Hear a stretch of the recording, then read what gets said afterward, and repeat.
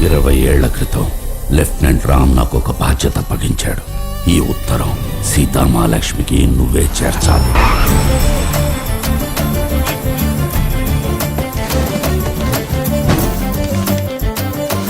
దీంట్లో సీత పేరే లేదు.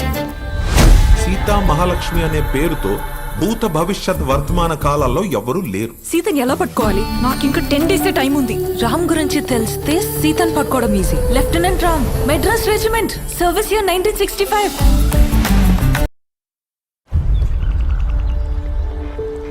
ఆకాశవాణి ఇవాల్టి ప్రత్యేక కార్యక్రమం ప్రారంభం.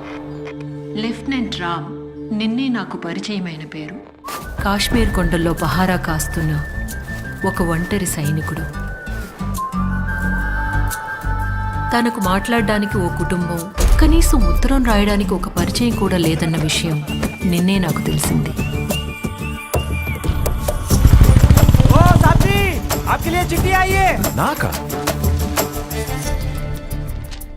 డియర్ రామ్, నీకెవరూ లేరా?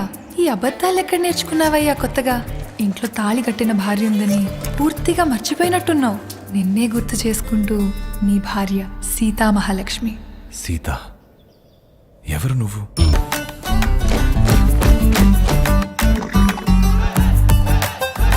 సీత, ఎవరు నువ్వు?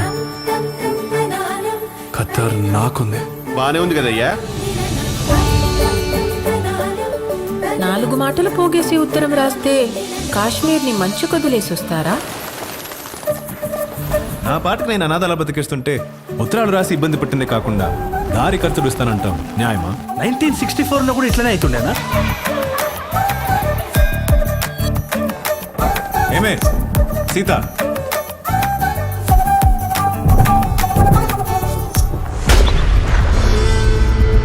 years బ్యాక్ ఆయనతో కలిసి పనిచేసిన లెఫ్టినెంట్ రామ్ గురించి మాట్లాడాలి. ఎవరెవరిని కలిసింది? ఎక్కడి నుంచి వచ్చింది?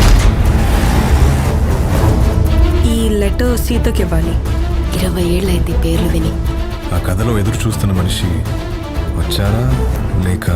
ఇప్పుడు నాకున్న ఇబ్బంది నన్ను మాట్లాడనివ్వట్లేదు. కానీ నేను ఇక్కడికి వచ్చింది రామ్ ప్రాబ్లం సాల్వ్ చేయడానికి కాదు, నా ప్రాబ్లం సాల్వ్ చేసుకోవడానికి. నీకు రామ్ ఎవరో తెలుసా?